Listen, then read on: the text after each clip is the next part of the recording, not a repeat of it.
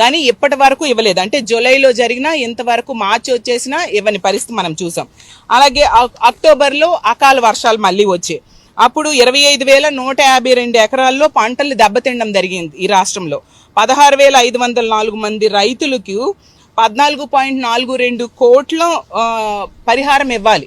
వాళ్ళు నష్టపోయారు, కానీ ఇప్పటికి కూడా ఈ ప్రభుత్వం ఇవ్వలేదు. అలాగే తీసుకుంటే ఖరీఫ్లో తీసుకుంటే కరువు వలన 2,36,205 ఎకరాల్లో పంట నష్టపోవడం జరిగింది. అందులో 1,41,389 మంది రైతులకు 143.10 కరువు సాయం అందించాల్సిన అవసరం ఉన్న ఈ రోజు కూడా ఈ ప్రభుత్వం అందించిన పరిస్థితి మనం క్లియర్గా చూసాం. అలాగే నవంబర్లో పెంజల్ తుఫాన్ వచ్చింది. దానివల్ల 21,713 ఎకరాల్లో పంటలు దెబ్బతినడం జరిగింది.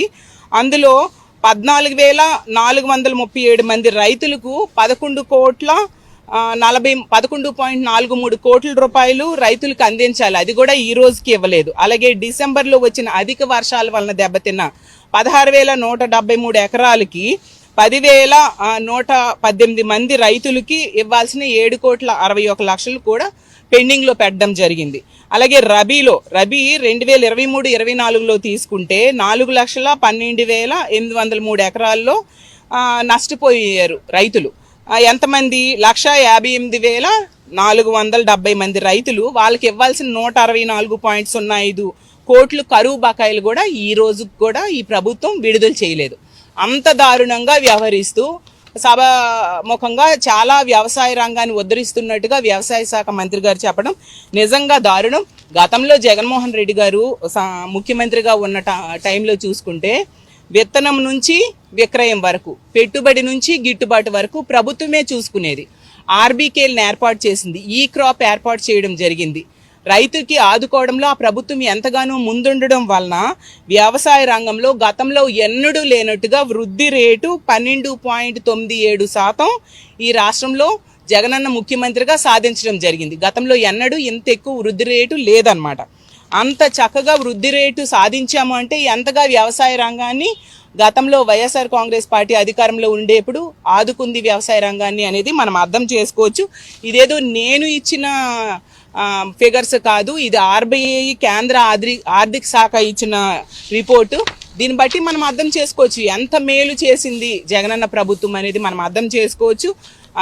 జగన్మోహన్ రెడ్డి గారు ముఖ్యమంత్రిగా ఉండేప్పుడు మనం తీసుకుంటే ఉచిత పంటల బీమా ఇచ్చేవారు. మన అందరము చూసాం. ఉచిత పంటల బీమా ఇవ్వడమే కాకుండా 0 వడ్డీ రుణాలు ఇవ్వడం జరిగింది. రైతు భరోసా కేంద్రాలను తీసుకొచ్చి నాణ్యమైన విత్తనాలు, ఎరువులు ఇచ్చిన పరిస్థితి మనందరం చూసాం. నిజం చెప్పాలంటే జగన్మోహన్ రెడ్డి గారు ముఖ్యమంత్రిగా ఉన్న 5 ఏళ్ళు కూడా మనం ఎక్కడా కూడా రైతులు కల్తీ విత్తనాలు దొరికాయి ప్రభుత్వం సప్లై చేసిందని కానీ, ఎప్పుడైనా విత్తనాల కోసం రైతులు క్యూలో ఉన్నారని కానీ ఆ మాట మనం ఎక్కడా వినలేదు. మేము ఛాలెంజ్ చేసి చెప్పగలం. అంత చక్కగా నాణ్యమైన విత్తనాలు ఇచ్చారు. రైతులకి ఇంటికి దగ్గర తీసుకెళ్ళి ఇచ్చినంత చక్కగా ఆర్బీకేల ద్వారా వాళ్ళకి ఎటువంటి వెయిటింగ్ లేకుండా విత్తనాలు, ఎరువులు కూడా ఇవ్వడం, మనందరం పెస్టిసైడ్స్ కూడా ఇవ్వడం మనందరము చూసాం. అంత చక్కగా రైతాంగానికి పెద్దపీట వేశారు. ఈ క్రాప్ ద్వారా గిట్టుబాటు ధర వచ్చేట్టుగా చేయడం జరిగింది. ఎక్కడైనా గిట్టుబాటు ధర రాకపోతే ఒక టోల్ ఫ్రీ నంబర్ ఏర్పాటు చేశారు. 1907 అనేసి ఒక టోల్ ఫ్రీ నంబర్ ఏర్పాటు చేయడం జరిగింది. అప్పుడు గవర్నమెంట్ ఆ టోల్ ఫ్రీ నంబర్ కనుక కాల్ చేస్తే గవర్నమెంటే కొనుగోలు చేసేది, పంటల్ని కొనుగోలు చేసి వాళ్ళకి గిట్టుబాటు ధర ఇచ్చేట్టుగా చేయడం జరిగింది. అంత చక్కగా చేస్తే ఇప్పుడు ఈ ప్రభుత్వం వచ్చాక ఆర్బీకేలు నిర్వీర్యం చేశారు. దానికి అనుసంధానంగా ఉన్న ఇంటిగ్రేటెడ్ ల్యాబ్స్ను కూడా ఈరోజు నిర్వీర్యం చేయడం జరిగింది. అసలు గతంలో జగనన్న ముఖ్యమంత్రిగా ఉండేప్పుడు ఒక కల్తీ విత్తనాలు, ఎరువులు లాంటివి ఇవ్వాలంటే భయపడేవారు.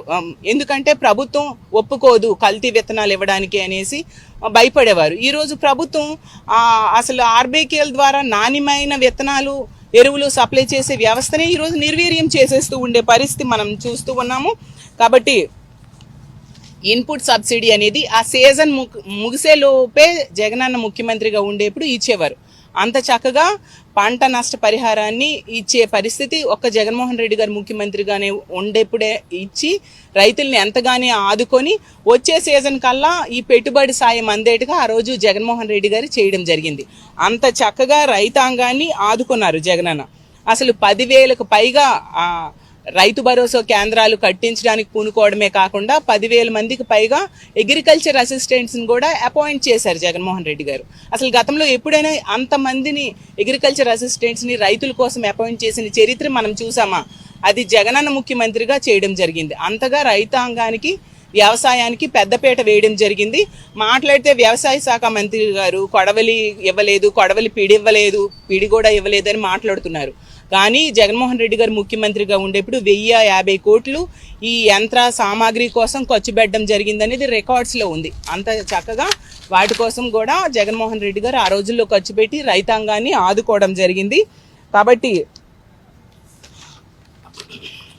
జగన్మోహన్ రెడ్డి గారి ప్రభుత్వంలో ఇన్పుట్ సబ్సిడీ ద్వారా 3,200 కోట్లు కూడా రైతులకి ఇవ్వడం జరిగింది. సో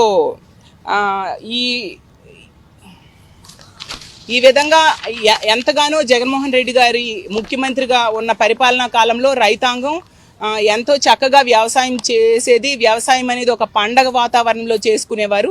ఈరోజు తీసుకుంటే కేవలం 10 నెలల్లోనే వ్యవసాయ రంగం నిర్వీర్యమయ్యేట్టుగా ఈ కూటమి ప్రభుత్వం చేస్తూ ఉంది. ఎన్నికల టైంలో కూడా ఎన్నో అలవి కాని హామీలు ఇచ్చి, చెయ్యని హామీలు ఇచ్చి రైతాంగాన్ని మోసం చేసి ఈరోజు రైతుల జీవితాలు తలక్రిందులు అయ్యేట్టుగా చేశారు.